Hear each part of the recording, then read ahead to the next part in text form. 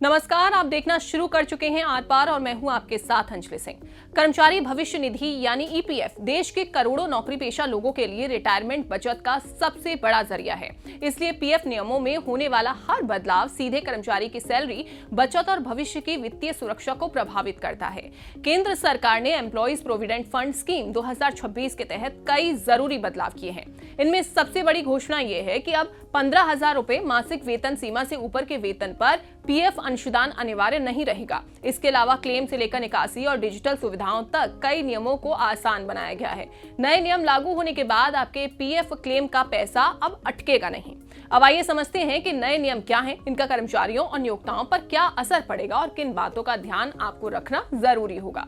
चलिए जानते हैं सबसे बड़ा बदलाव क्या है। अब तक कई संस्थानों में कर्मचारी और नियोक्ता वास्तविक मूल वेतन यानी बेसिक सैलरी पर पीएफ योगदान करते थे। नए नियमों के तहत 15,000 रुपए की वैधानिक वेतन सीमा से ऊपर पीएफ योगदान करना अनिवार्य नहीं होगा। अगर कर्मचारी और नियोक्ता दोनों सहमत हों तभी 15,000 रुपए से अधिक वेतन पर अतिरिक्त पीएफ योगदान किया जाएगा।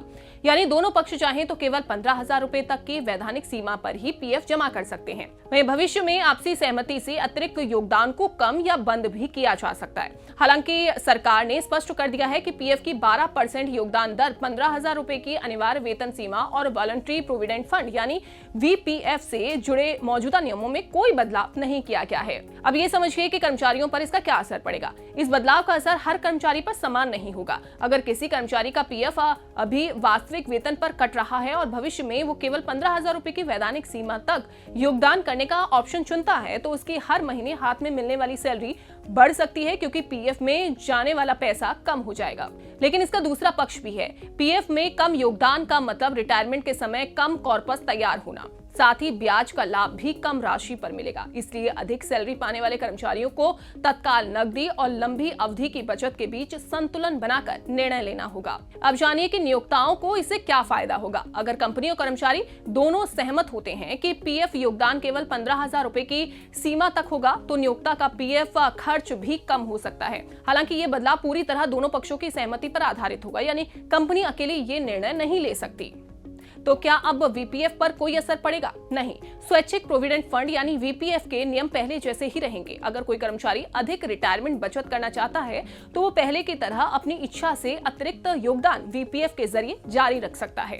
वहीं सरकार ने पीएफ क्लेम प्रक्रिया को पहले से अधिक तेज और पारदर्शी बनाने पर जोर दिया है। नए नियमों के तहत सामान्य क्लेम का निपटारा 3 दिनों के भीतर करने का लक्ष्य भी रखा गया है। अगर ये व्यवस्था प्रभावी तरीके से लागू होती है तो कर्मचारियों को लंबे इंतजार से राहत मिल सकती है। अब देखिए, नए नियमों की एक जरूरी व्यवस्था यह भी है कि अगर तय समय में क्लेम का भुगतान नहीं होता है तो देरी के लिए ईपीएफओ को 12% सालाना की दर से दंडात्मक ब्याज देना होगा, यानी पेनल्टी इंटरेस्ट। इससे समयबद्ध क्लेम निपटान को बढ़ावा मिलने की उम्मीद है। तो क्या नौकरी छूटने पर तुरंत मिलेगी राहत? अगर किसी कर्मचारी की नौकरी जल्दी चली जाती है तो आर्थिक दबाव बढ़ जाता है। इसे देखते हुए नए नियमों में नौकरी छूटने की स्थिति में पीएफ खाते से 75% तक राशि तुरंत निकालने की सुविधा दी गई है। इससे नई नौकरी मिलने तक कर्मचारियों को वित्तीय सहायता मिल सकेगी।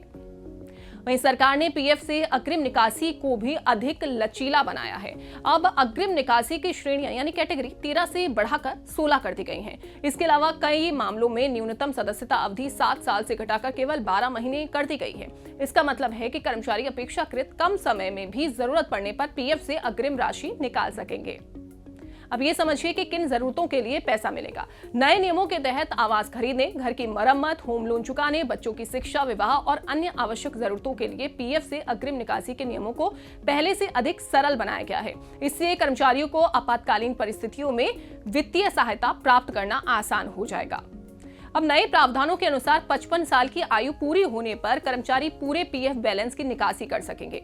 इसके अलावा विकलांगता, स्वैच्छिक सेवानिवृत्ति, वीआरएस, छंटनी या विदेश में स्थायी रूप से बसने जैसी परिस्थितियों में भी पूरा पीएफ निकालने की अनुमति दी गई है। वहीं डिजिटल प्रक्रिया पर भी ज्यादा जोर दिया गया है। सरकार पीएफ सेवाओं को पूरी तरह से डिजिटल बनाने की दिशा में भी आगे बढ़ रही है। ऑनलाइन क्लेम, दस्तावेजों का डिजिटल सत्यापन और क्लेम ट्रैकिंग जैसी सुविधाओं को मजबूत किया जाएगा ताकि कागजी प्रक्रिया कम हो और कर्मचारी कर्मचारियों को बार बार कार्यालय के चक्कर न लगाने पड़े। यूपीआई और एटीएम से भी देखिए आप पीएफ का पैसा निकाल सकेंगे। जी हाँ, भविष्य में यूपीआई और एटीएम के माध्यम से पीएफ निकासी की सुविधा शुरू करने की तैयारी भी की जा रही है। अगर ये व्यवस्था लागू होती है तो कर्मचारियों को छोटी निकासी के लिए लंबी प्रक्रिया से नहीं गुजरना पड़ेगा। जो प्रोसेस लंबा होता था वो अब नहीं होगा और जरूरत के समय पैसा जल्दी मिल सकेगा। तो क्या अब कर्मचारियों को कम पीएफ चुनना चाहिए? देखिए, ये निर्णय पूरी तरह कर्मचारी की वित्तीय स्थिति और लक्ष्य पर निर्भर करेगा। अगर किसी व्यक्ति को वर्तमान में अधिक नकदी की आवश्यकता है तो कम पीएफ योगदान उसके लिए उपयोगी हो सकता है, लेकिन जो लोग लंबी अवधि में बड़ा रिटायरमेंट फंड बनाना चाहते हैं उनके लिए अधिक पीएफ योगदान या वीपीएफ जारी रखना बेहतर ऑप्शन हो सकता है। याद रखें कि पीएफ केवल अनिवार्य कटौती नहीं बल्कि कर लाभ, सुरक्षित निवेश और कंपाउंडिंग के जरिए रिटायरमेंट संपत्ति बनाने का एक मजबूत माध्यम है। ऐसे में एम्प्लॉइज प्रोविडेंट फंड स्कीम 2026 का उद्देश्य पीएफ व्यवस्था को अधिक लचीला, तेज और डिजिटल बनाना है। 15,000 रुपए से अधिक वेतन पर पीएफ योगदान को स्वैच्छिक बनाना इस बदलाव का सबसे बड़ा हिस्सा है। वहीं क्लेम निपटान, अग्रिम निकासी और डिजिटल सेवाओं, साथ ही भुगतान प्रक्रिया में सुधार कर्मचारियों को अधिक सुविधा देने की दिशा में महत्वपूर्ण कदम है। हालांकि किसी भी कर्मचारी को केवल हाथ में बढ़ने वाली सैलरी यानी इन हैंड बढ़ने वाली सैलरी देखकर निर्णय नहीं लेना चाहिए।